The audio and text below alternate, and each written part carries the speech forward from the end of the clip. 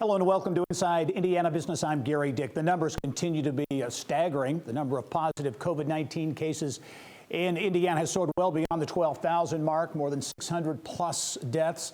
But amid signs that Indiana just might be flattening the coronavirus curve, efforts are well underway to reopen the Indiana economy. What will that reopening look like and how soon could it happen?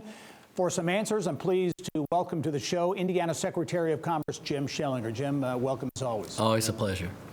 Jim's coming to us from the social media lounge. And Jim, first of all, that's the question on everyone's mind.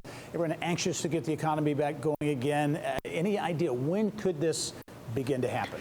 Well, the governor's made it very clear, I think, to everyone that he will focus on protecting Hoosiers first and foremost. And I can tell you, Governor Holcomb's got a moral compass in his head that is second to none. So that's his first priority. How do we open safe?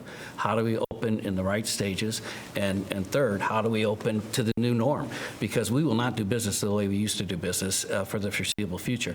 So it's going to be done in stages. He announced some of it last Friday. He may announce some today or Monday.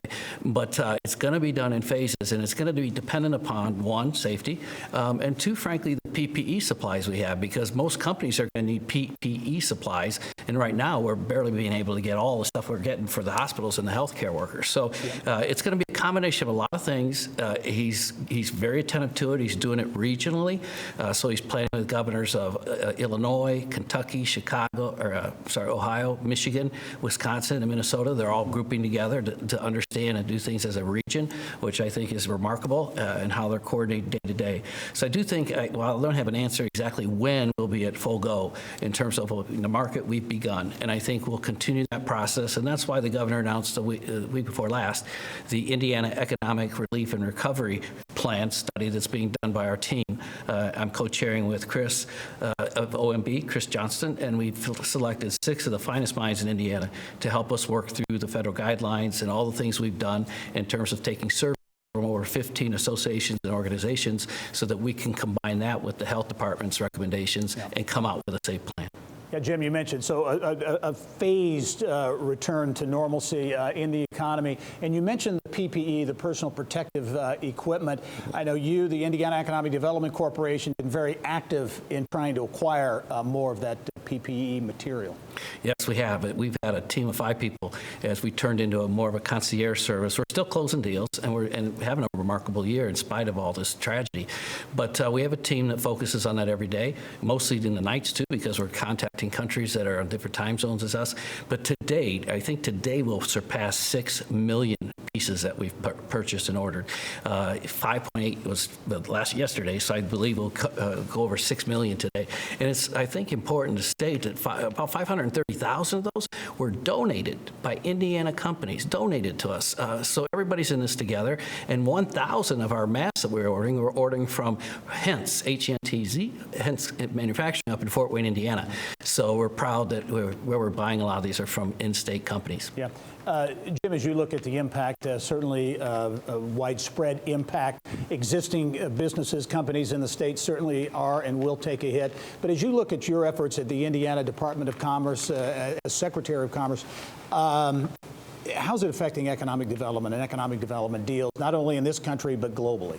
Well, I think our small businesses are really the ones that are getting hit hardest, although some businesses have chosen to shut down. Some of our automobile plants in the state have chosen to shut down for a time period through May 1.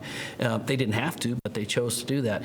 But our Small Business Association is working really hard. We worked with the PPE, Paycheck Protection Program, on the first phase of the third stimulus package, the CARES Act, and now there's phase 2 they'll probably vote on tomorrow, which is a total of $450 billion that will be approved, 310 of it, which will go to the Paycheck Protection Program. So we're working with them to make sure we help our businesses any way we possibly can. You mentioned some of these temporary shutdowns. Honda late in the week announcing it is actually extending its shutdown in Greensburg to May 8. But given that, and certainly the state from an economic development standpoint, the IEDC and your efforts around the globe, Indiana coming off another record year, was looking at a really good 2020. Any way to predict where the economic development ball may be going once the economy begins to open back up here? Well, it's going really well for us in spite of everything. As I mentioned before to you, Gary, businesses have a longer time frame that they look at, say, than we have to do with health crisis. So they're planning things out 2 years in advance. And we've really having a good year so far. We've had 90 projects close, 9,060 jobs, and a CapEx of about $1.2 billion. And we have 72 projects in our pipeline that represent over 13,000 jobs and $4.8 billion in CapEx. And so we're targeting the top 27. We're working on very diligently that we think we have the best shot at getting at. And if we get those top 27, that'll be about 9,000 jobs with about $3.6 billion CapEx, which would take us to 18,000 jobs, and it would take us to $4.8 billion in CapEx. So I think we're having a really good year, and the Holcomb administration is only 1,533 jobs away from 100,000 jobs in 3 years and 4 months. Final question, Jim, to kind of reiterate as we look at this reopening of the economy. As you stated earlier, this is going to be a phased process. It's not going to be a light switch turning on. It's going to be a phased process. It's going to happen over the course of time. That's correct. And I think people understand that. Like I said, the governor last week announced the relief of some of the businesses that are either in grooming of dogs or haircut and barbershops and things like that are going to be able to reopen. They are already. And I think he'll continue to add to the list. But as I said, the ones that could be the most unsafe, a significant amount of PPE, like some of the elective surgeries.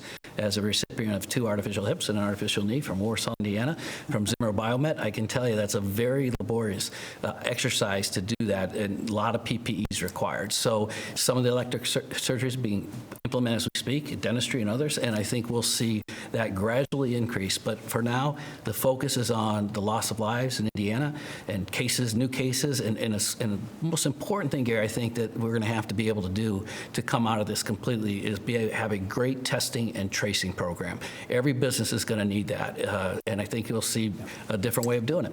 All right, Jim Schellinger is Indiana's Secretary of Commerce. Jim, as always, thanks for joining us. Stay safe, and we look forward to seeing you soon. Thank you, Gary. All right.